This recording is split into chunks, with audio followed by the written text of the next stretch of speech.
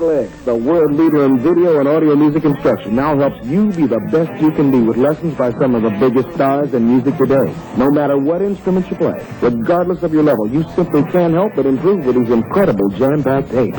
You'll find that Hot Licks videos are of the highest visual and audio quality and feature helpful items such as split screen, extreme close-ups, and even though you don't have to read music to learn from any of these tapes, most feature the music and tablature right on the screen. Don't be fooled by our imitators. Hot Licks is the original, and we are dedicated to always bringing you the best in tape musical instruction. Let the best make you better on the tapes that really teach. Hot Licks.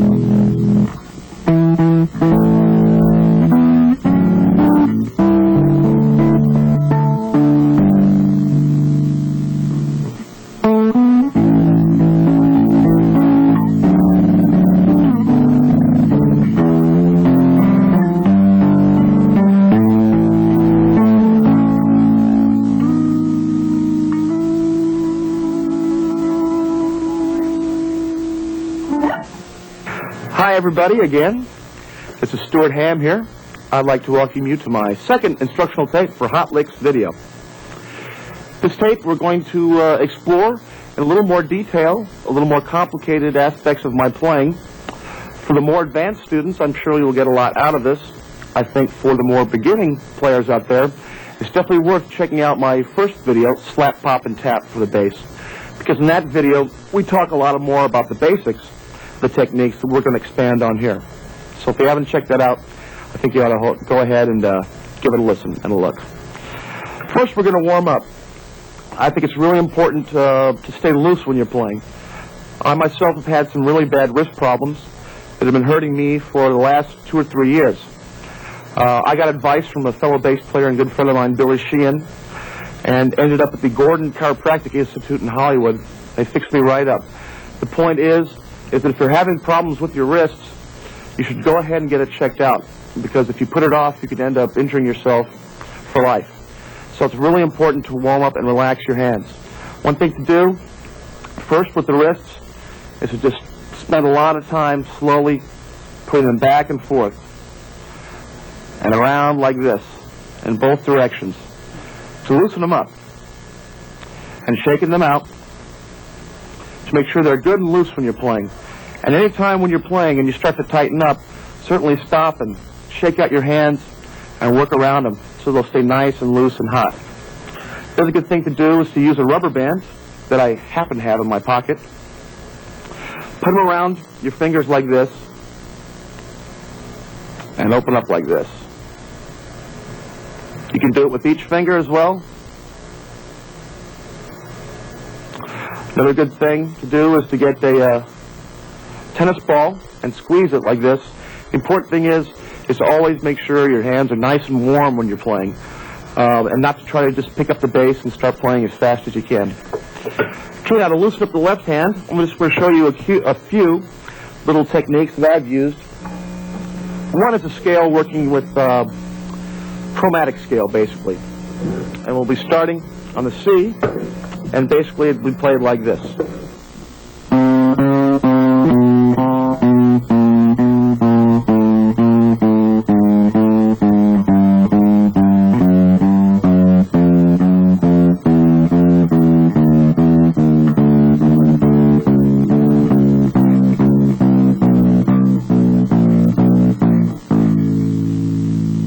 Once again, a little faster.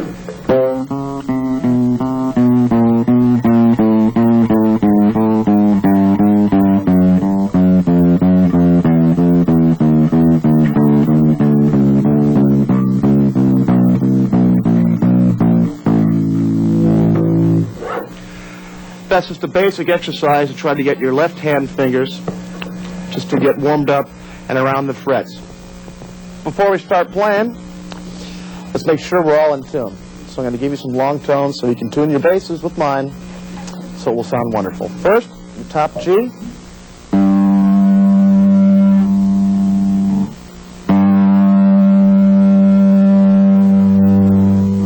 The D.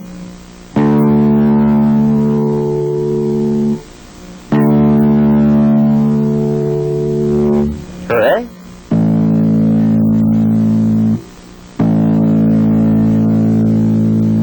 And low E.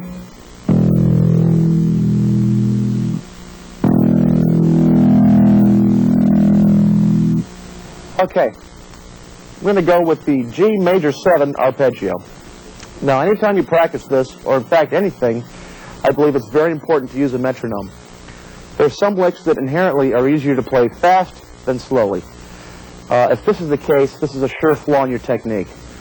I think the really good way to practice is to go through your repertoire and find stuff like that that's easy to play fast, but you have problems playing it slowly. These are the things that you need to work on very slowly. I mean, that's the way you practice, is to take something that you think you could never play that will be impossible, and start out by working it out, the fingering, and then playing it slowly every day. And set your metronome marking, and then every day speed it up a little bit. By this constant rote, obviously you're not going to get worse at it, it's going to get better. And so you should always use the metronome. Another reason is because it will grain the beat in your head, and God knows there are very few drummers out there that you can count on to keep a straight beat. So, let's go on and start with the G major 7 arpeggio.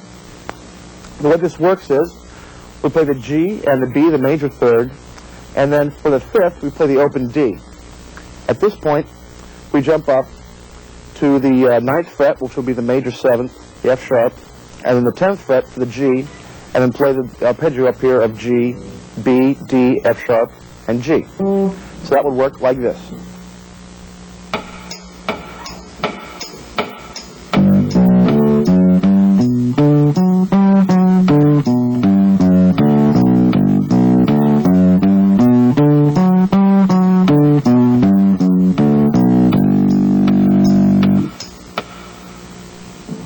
Now we can do the same thing with the C major 7 arpeggio, this time playing the C on the A string, and the 3rd, the D on the D string, and then using the open G as a jumping up point, playing the B natural on the 14th fret, and your C again on the A string on the 15th fret, and playing the arpeggio up there. Of course, the idea is when you play the open string, this allows your left hand to move up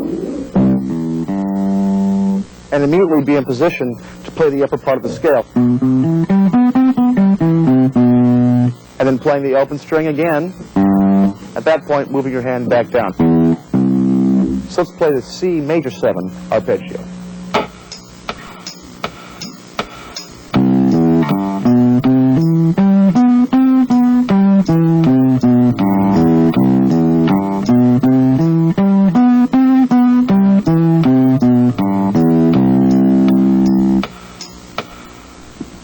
Now, for the dominant 7th arpeggios, it's basically the same thing, but instead of playing a major 7th, which would be F sharp to G, the G, you play the dominant 7th, or flatted 7th, F natural. So that scale would work like this.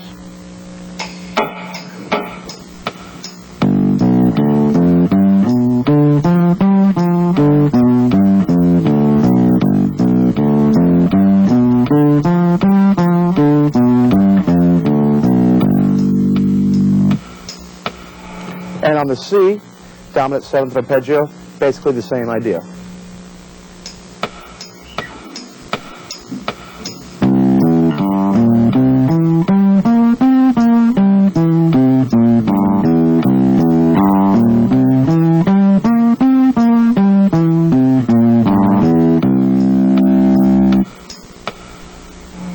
Now when you get these two going, you can alternate by adding both of them together, like this.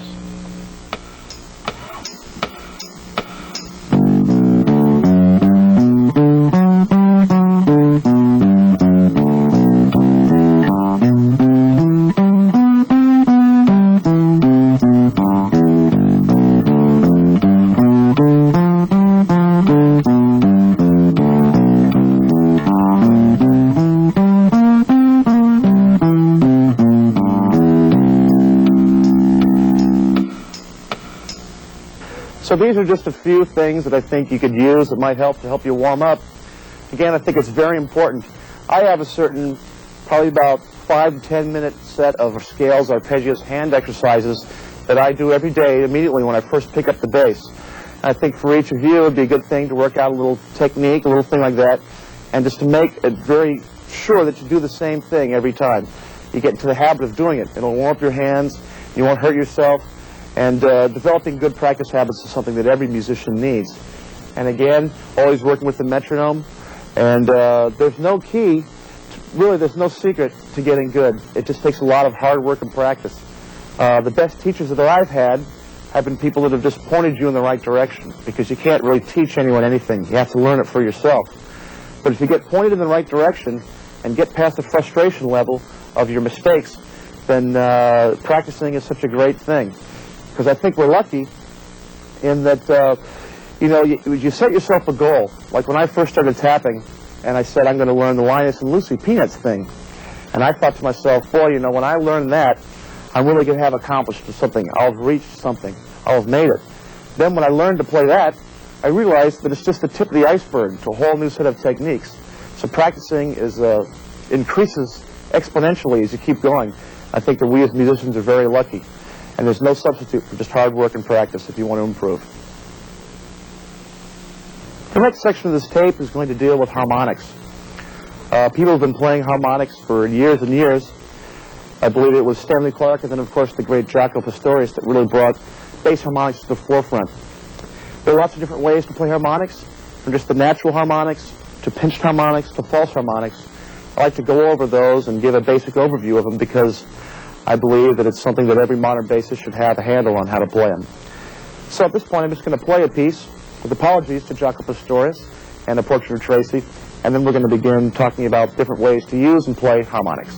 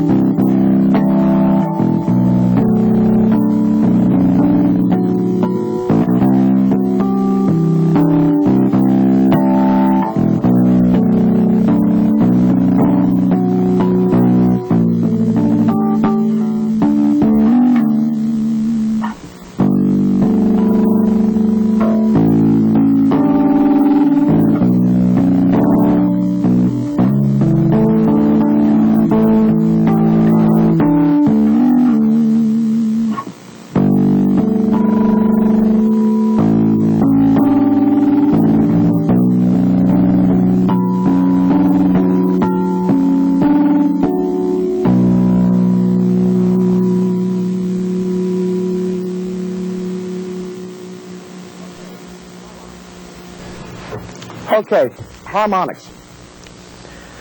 Basically, these are overtones of the strings. These are notes that you can play without actually fretting down or pushing down on the bass. Now, in theory, the way this works is between the bridge and the neck joint, halfway between is going to be the octave. So on your 12th fret, on the G string, if you play the G, but if you just put your finger a little bit on it and pluck the string, you're going to get the same note. So it's not playing it, it's actually just putting your finger a little bit on top of the string and playing the G. So up there on the 12th fret, we have the natural octave. The D on the D string, the A on the A string, and of course, our old friend, the E on the E string. Now, halfway between this octave and the neck in either direction, we're going to get the fifth. On this case, it's the same note you play. On the G, if you finger the D, the harmonic, which is right on the fret there, is going to be the D as well. Conversely, if you go between the 12th fret to the bridge, the D is going to be the same.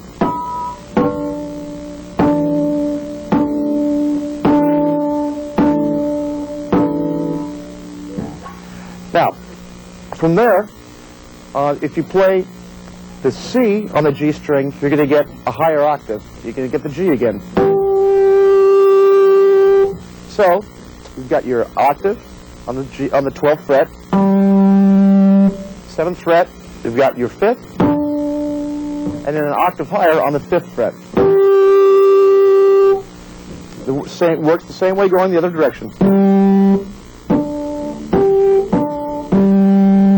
Now, if you play your 4th fret, which is going to be the B, this is all on the G string still, but it works the same, different chords in the other strings.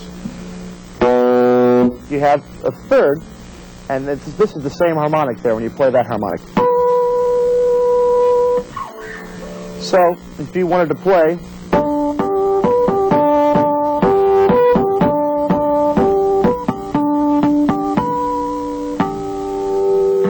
the next note above that, if you finger on the 3rd fret,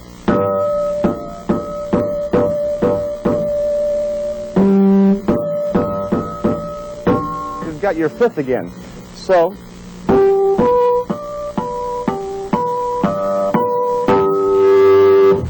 there are other harmonics that you can get above this. For instance, above that, you've got a 7th. It's not actually on the fret, and above that you've got another octave, the G. Those are really hard ones to define, so we're going to stick mostly with just the octave, 3rd, and 5th. So by using all 4 strings across, and these 3 frets, the 3rd, 4th, and 5th frets, we can get a scale going, starting on the E string, the G sharp,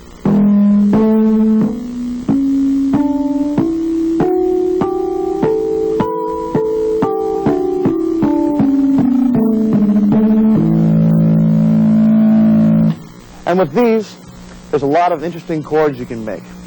Let's start with, say, a G. You fret your low G, play your G here, the 5th fret on the G string, and then the 5th fret on the D string will give you a D, so you'll have the root on the bottom and harmonics of the root and 5th. You can also play a major 7th chord by playing the G on the G string and the F sharp on the D string. That's got a lot of tension to it. You can also finger your low G, play your D, and B.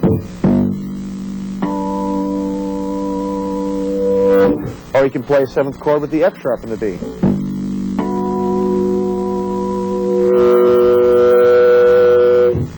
You can get a real nice chords with the C. Again, you can play C and your G and a D to get the C9 chord. And If you go down here, you can play the low E as well. Or you can play your D, B natural, and E.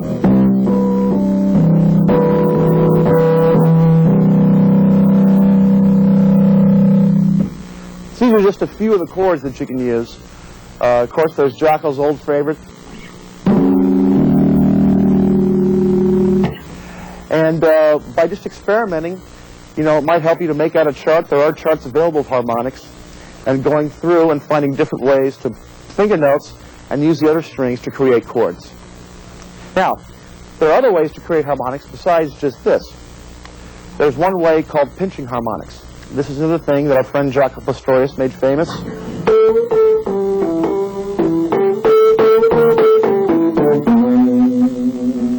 The theory is the same, being that an octave up is going to give you the harmonic. So what we would do is say you're fingering a C here. If you play the harmonic, an octave up from the C is going to give you the harmonic. Now there are two ways to do this. One is to hit the harmonic with your thumb. Have your thumb above this fret, an octave up from the note you want to play, and pluck the note with either your first or second finger. Remember, you're not fretting the note, you're just actually holding it on the string.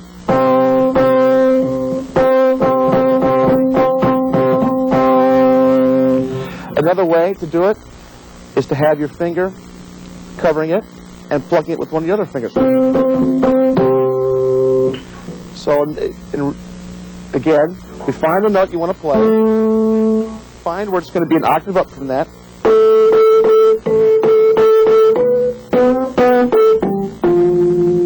and you have to move your right hand along with it. So if you're playing a C, you finger the C down here, finger the C down there, play the false harmonic C an octave up.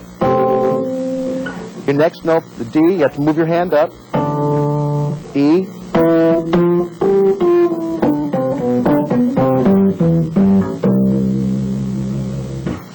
now, besides getting the octave, you can get twice the octave or the fifth. So say you're playing your C again. If you put your hand above where the G is, you get a fifth above the note. And if you finger it there,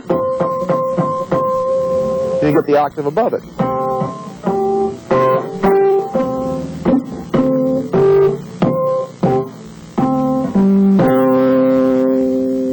Another way to get harmonics that I've used is by, instead of holding the string like that and plucking it, you can actually just tap down on the string and you will get the same effect.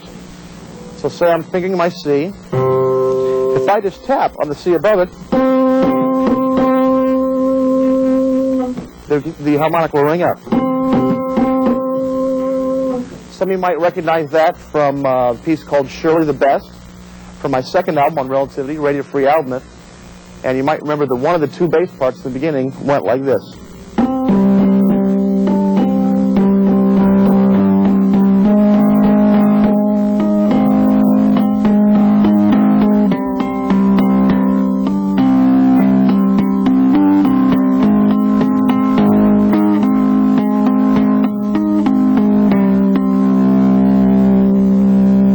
And of course, the idea of as you get closer together, shorten the length between the note you play and the octave you play. Again, you're going to get the fifth and the octave again. So if I finger the C and play the C, I've got an octave. If I finger the C and play a G, I've got the fifth. If I finger the C and play on the F, I've got the octave. So you could play.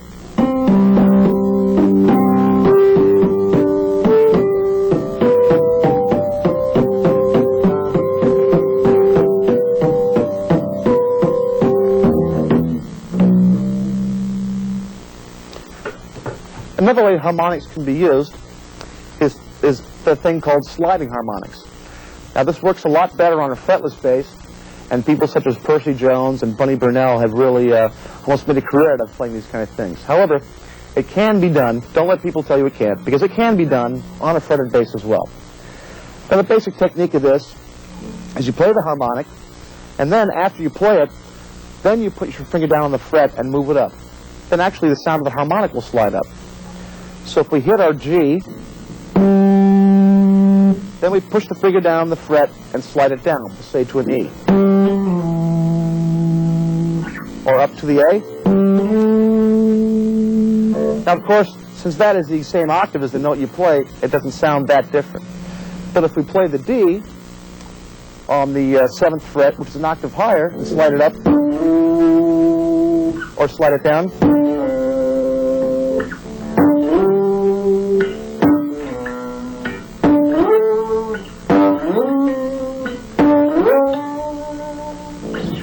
and this way you can make a lot of nice chords too, just by sliding one note down.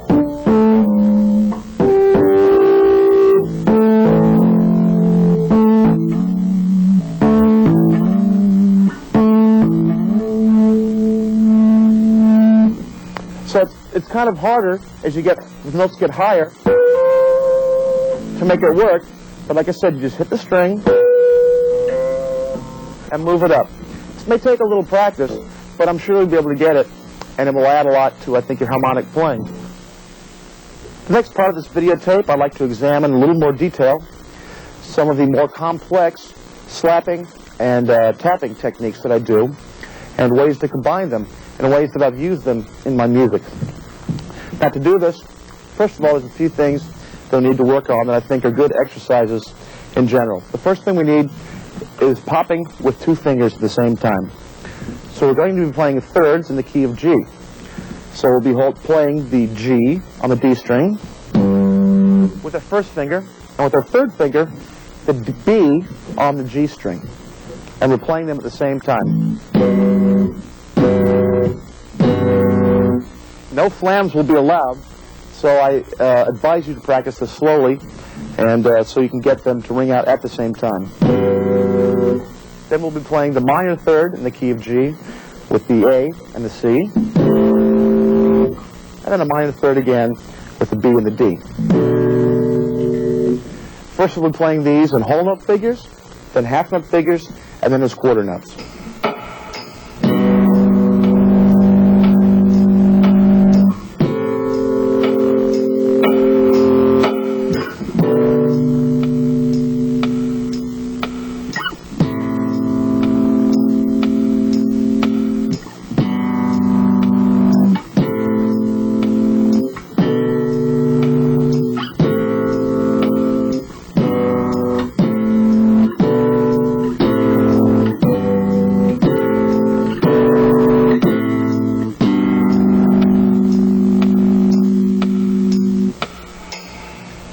I advise you to practice this at various tempos, starting from the very slow, to get to wherever you can play it fast, and have both notes ring out simultaneously and sound like one note. Now, one place where I've utilized this technique is in a song called Sexually Active. It's on my first album, Radio Free Album, on Relativity Records.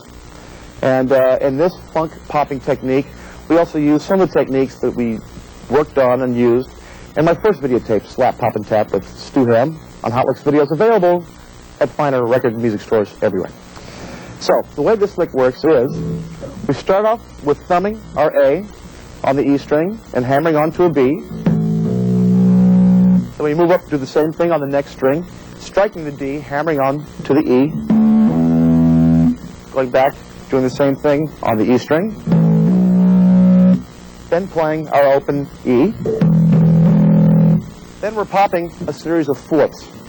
First would be an A and a D on the D and G string. Then we hit the low E again. Then we're popping the B and the E. Then we go back and do the hammer-ons again.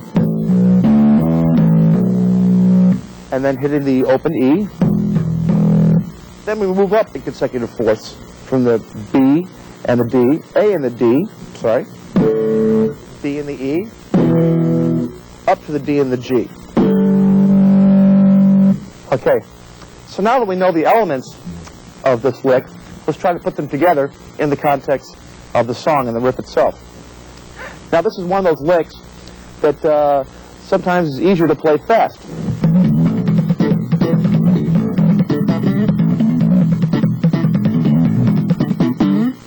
one of the reasons this is because when it goes by so quick, it's easy to mask a lot of mistakes. And if you take the time to work this stuff out very slowly and precise, when you get it up to speed, it will be incredibly tight and not sloppy. So I want to start this very, very slow, and we'll work up. And again, I can't stress enough how important it is to do this with everything you play, so that it's nice and tight and clean, and when you get it up to speed, it's not slop. So let's try this lick very slowly.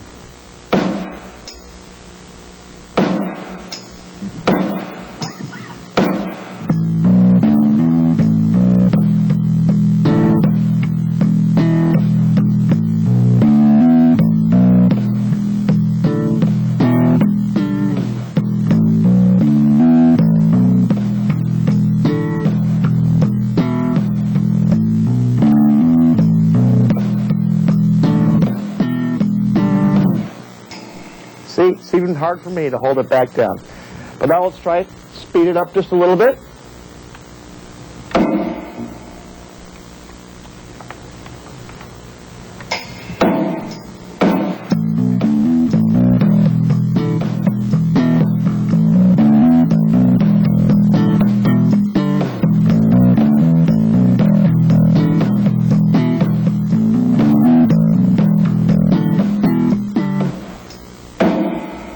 And let's try it a little quicker.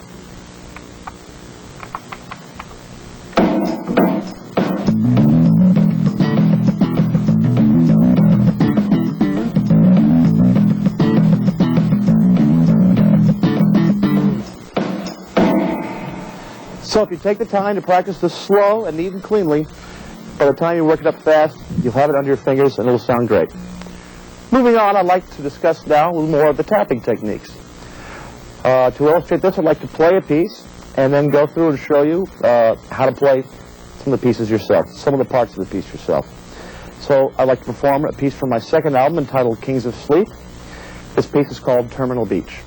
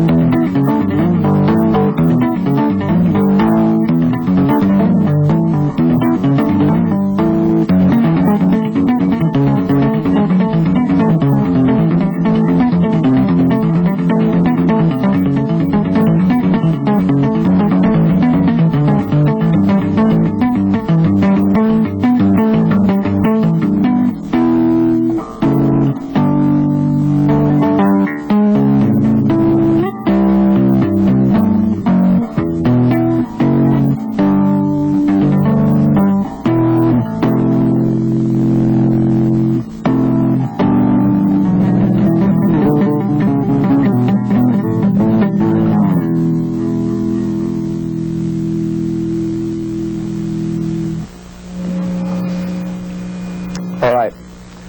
Now, let's talk a little bit about the techniques involved with this. For the main verse, the first part, your left hand is playing a series of fifths, starting on the 12th fret with the E, then going F sharp to G. As again, with all tapping, you want to hit the notes straight down, because if you hit them across a little bit, you're going to bend them out of tune. So you try to arch your fingers and hit straight down. So again, the rhythm on the bottom would be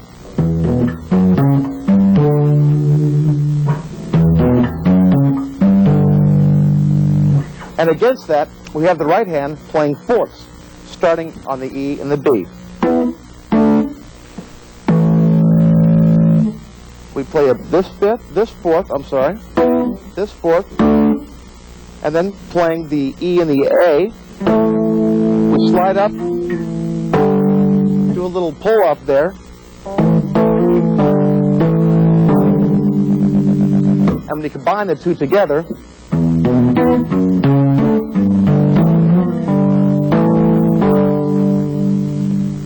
and as you see on the last note, you not only play the fifth on the G, but you have to also play the other octave so that you can pull off and get the riff.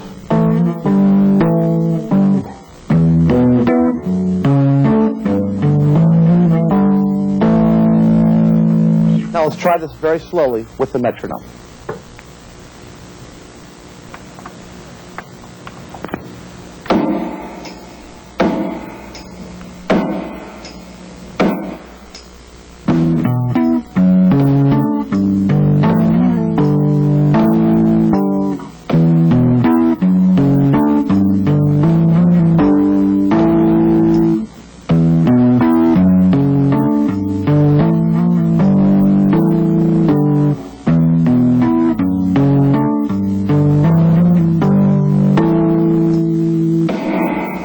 See how hard it is to play slow?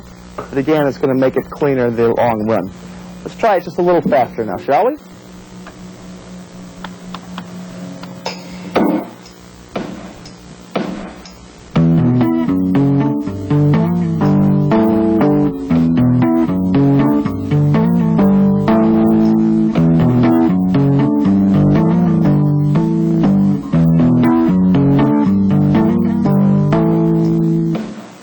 And once more, a little faster.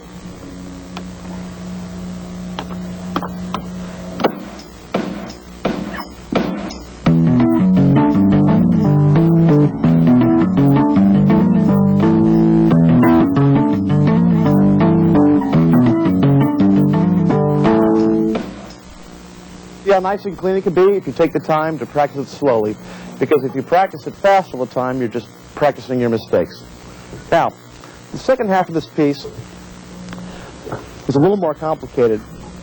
It's using, the first part is an F sharp minor. And with the left hand, we're again starting with the root and the fifth.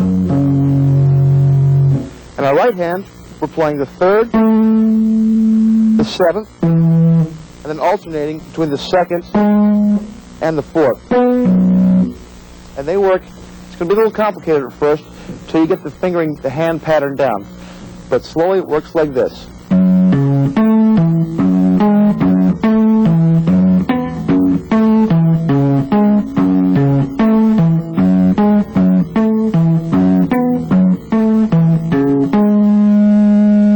You can see the music going by, you'll be able to practice it yourself. Let's try this a little bit with the metronome.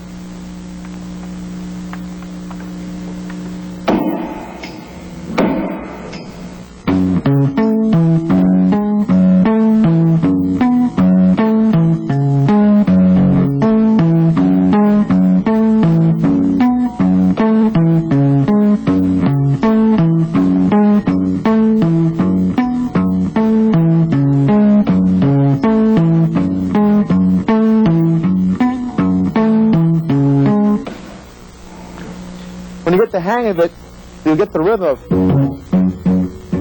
it really kind of swings. And it'll be might be very complicated at first, but when you get the rhythm of it, it'll be a piece of cake. The next part of it goes down to an F Lydian, F major with a sharp 4. It's basically the same rhythm pattern, but you're playing an F and a C on the bottom and playing a natural G on top of that. So that second part of the line would sound like this.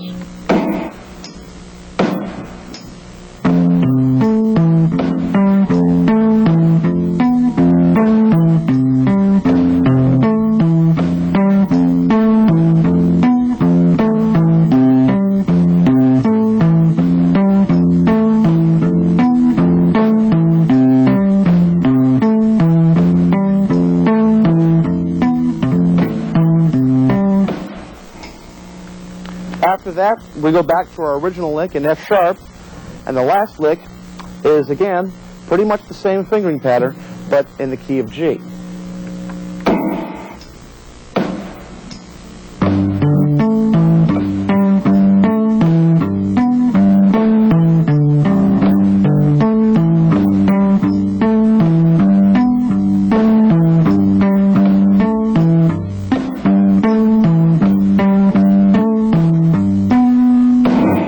So now we're going to combine all the pieces, and I'll play the whole second half of the verse very slowly with the quick track.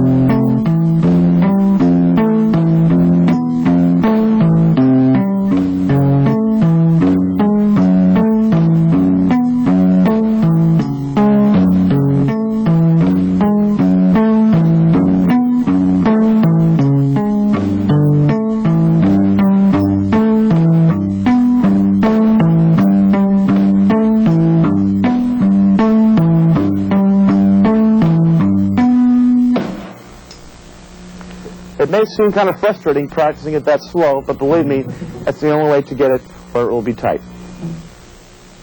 Now I'd like to show you a piece called Count Zero off my second album, Kings of Sleep. In this piece, we expand a little bit on the flamenco or rake technique that we worked on my previous video, and also we start to combine some of the popping and the tapping techniques. So first I'd like to play the piece for you, show you some of the licks, and show you some exercises that you will need to work on to be able to play this piece nicely and evenly. So without further ado, here is Count Zero.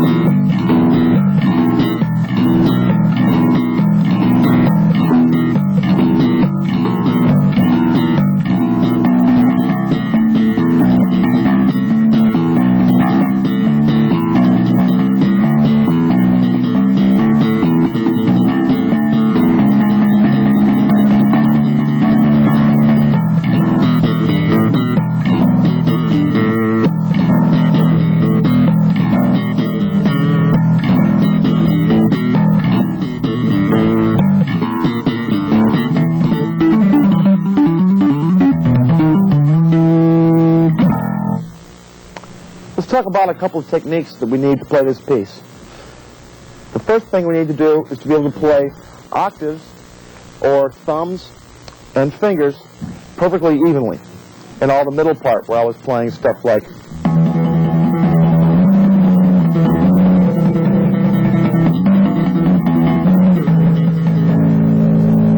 important to get those perfectly even. So again, we're going to start really slowly. What we're going to be doing is playing a C major scale, the C on top, and in the bottom just playing the first 5 notes. C, C, then moving up to the D, up to the E, F, the B, the G, and then back down.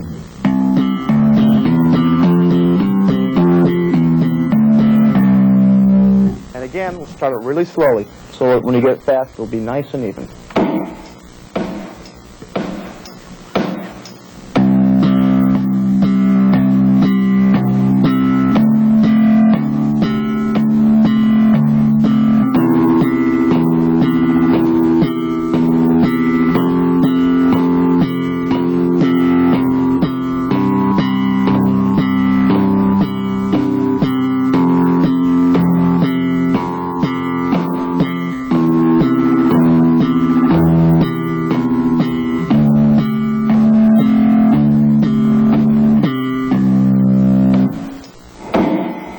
Now, let's try it again faster.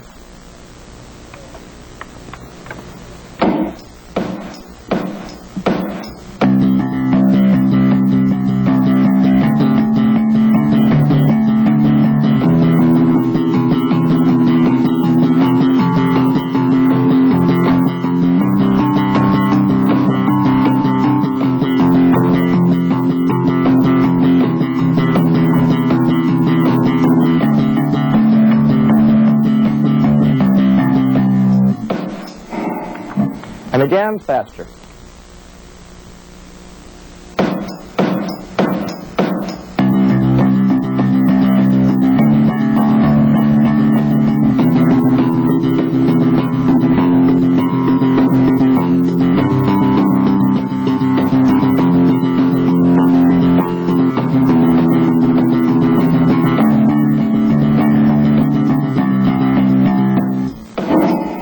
And let's see how it sounds. See if I can play it at this tempo.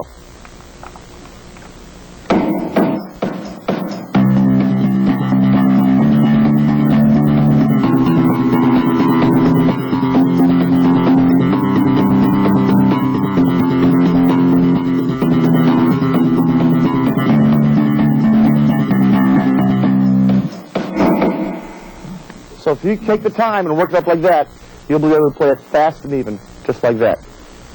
Now the main lick of this piece in the verses is again uses our triplet, a flamenco kind of a thing, where we use the first finger and second fingers to play 2 notes, but not actually plucking them, but rolling our finger over.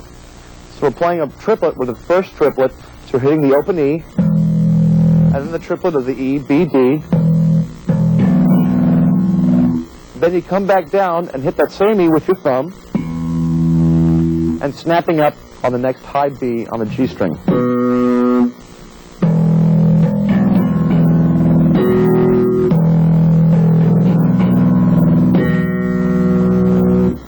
The second half of this moves to the key of G, G minor. So we're fingering the G, and we're striking that, and then we're playing the B and the E again, and we're kind of half muting the low B natural and playing a B flat on the top.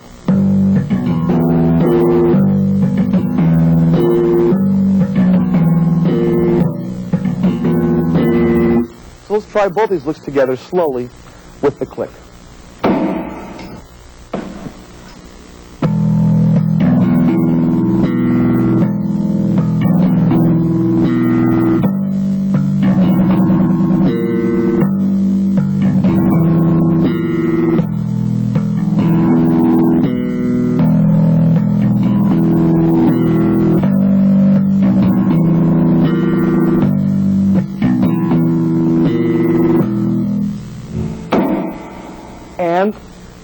let's try it a little faster.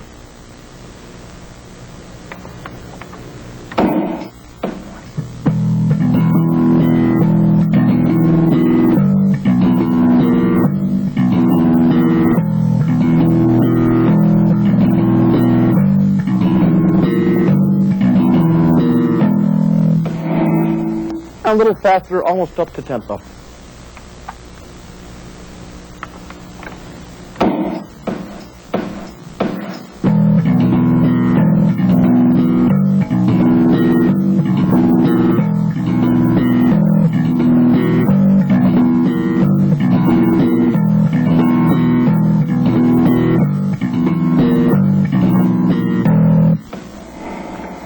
I predict this is going to be one of the licks you're going to have the most trouble with playing slow. But don't worry, if you get past the frustration, you got nothing to worry about. Final lick I'd like to show you that I use in this piece combines not only the rake or flamenco across, but also some tapping. And this is the line that I use going into the bridge at the end of all the setting up the verses. Fast, this lick is like this. So like that one? The way that works now is we're playing fourths across, starting on the E, fretting your A and your D. And again, we're doing the same triplet with the rollover. And we're coming back down after we play the D, and thumbing the D, hammering on up to an E. Then, while we're hammering on, the right hand is free to move up. It taps down on the E and the B. Then the left hand moves up while that hand is playing that, frets the G. Then we play a C sharp and a G with our right hand, an E with our left hand, and then another C sharp to give us an E minor 6 chord.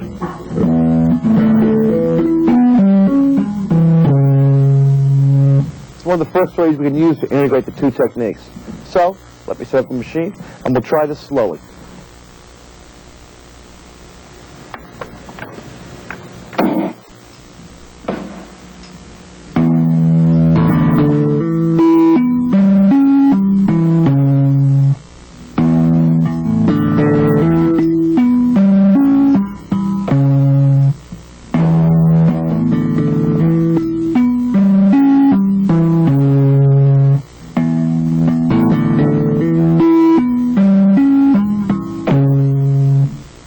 Try a little faster.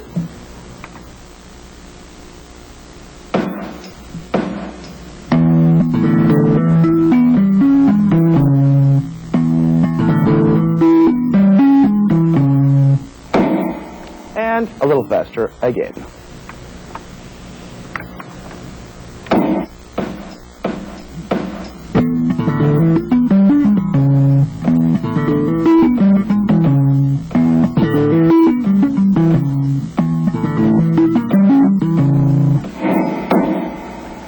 There you have three main components that I use to write the song Count Zero. I'd like to take a minute here to just talk about technique. All this tapping stuff is great. I've been fortunate in my career to have solo albums out and also working with a couple bands such as Joe Satriani where I got to use some of this technique.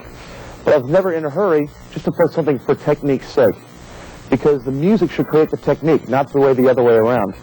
The way I came up with a lot of these techniques was because I heard music in my head. I was working up piano music like the Moonlight Sonata. I'd reach a point and I'd say, how can I possibly play this note? And I'd have to invent a technique of, say, using my thumb to stop notes or whatever. And that's so necessity being the mother of invention, because music is not about fast E pentatonic licks. Music is about emotions and feelings. And the reason you need to practice and play scales is so you can eliminate all the technical difficulties and go right ahead and play, just, communicate what's in your heart and your soul. So don't get too caught up in technique, because, remember, the worst thing you can say to a bass player is, you sound like a frustrated lead guitar player. Or, say you get the call to audition for Madonna, a gig that pays probably about $25,000 a week, and you show up and go, you'll be playing that stuff in the bedroom for the rest of your life. So, As I say, let the music be the most important thing, and the technique comes second, and that way you're bound to be successful. Have you ever had the distinct pleasure of having to drive across Texas in the middle of the night? Actually, make it a couple nights. It was during a night like this when it was 4 a.m. and there was bugs the size of B-52s landing off the windshield. It was 90 degrees. We'd been in Texas for about a day and a half, and we saw a sign that said, Amarillo, 500 miles. Well, anyway, these were all the inspirations that led me to write a song called Lone Star. For that and all my good friends in Texas. On guitar on this song, I happened to persuade a friend of mine, a man by the name of Eric Johnson, to play some guitar on it, and a good friend of mine, Steve Smith. And this was probably the strongest cut on my last album, the only of my 3 albums that I haven't plugged yet on this video, an album called The Urge on Relativity Records. This song got quite a bit of airplay, so you might have heard it before, and I thought as an ending, I would like to show you the main bass hook from this that, again, uses a lot of the techniques that we've talked about before. So the first part of the hook here, or the chorus, is the popping in thirds. In this case, the notes are going to be B and D, down to an A and C, and then that down to a G and a B. You notice you do kind of slide down there on the second part. The next part of this lick uses hammer-ons using the open strings, in this case, the open G. So we're playing a B, hammering on up to the B and pulling off to the open G, then hitting a D, hammering on up to the E, pulling off to the open string again, then going up to the A.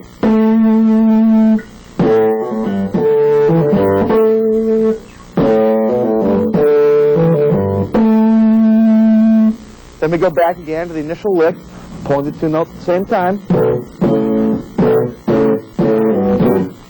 Then there comes an interesting lick. It's a little bit like the lick we did there at the end of Count 0, which uses the raking across as well as some tapping pull-ons and pull-offs. We're fingering basically an F6 here, which would be an F, your C on the next string, on the D, and on the top string with your first finger, the D. And again, you're playing the triplet.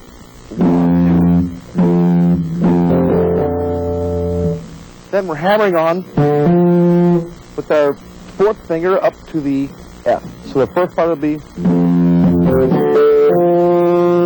Then we're just going to outline an F major up here, hitting the A, pulling off to the F, pulling off down to the D, hammering on up again to the F, playing an F natural, pulling off,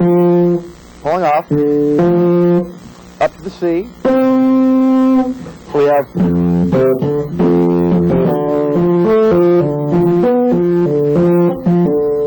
and the last of it's quicker, it's a real triplet. So slowly that lick would be.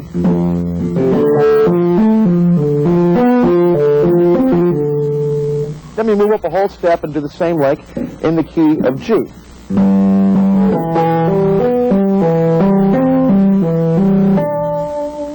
But this time we don't play the lick of it, the triplet lick, the fast to the end. We just hang on the top D there. So slowly, without the machine, the whole chorus would sound like.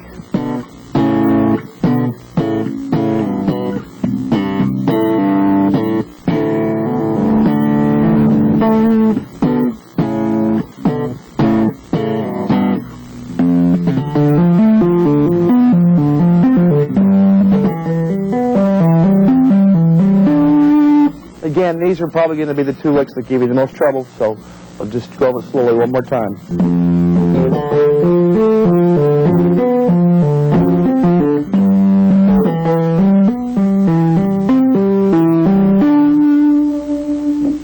If it helps you out, stop the tape and work out each segment separately. And I advise you do this. Let's go ahead and try it really slowly with the machine, putting all these parts together in the song.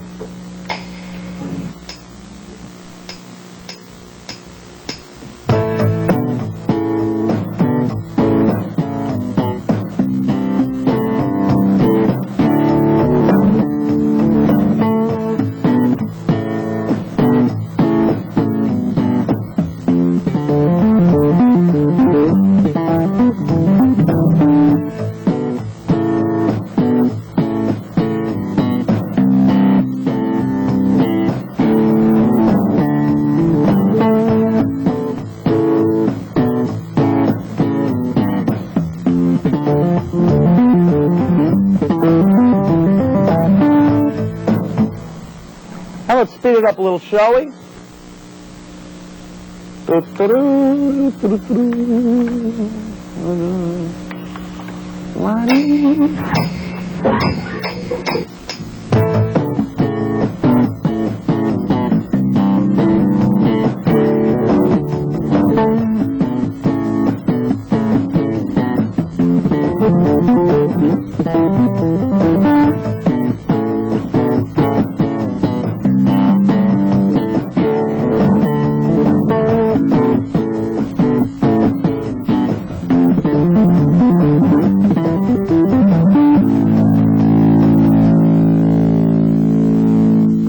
So there you have it, Lone Star, the big bass hit from Stu Hamm and the new album, The Urge, available on Relativity Records.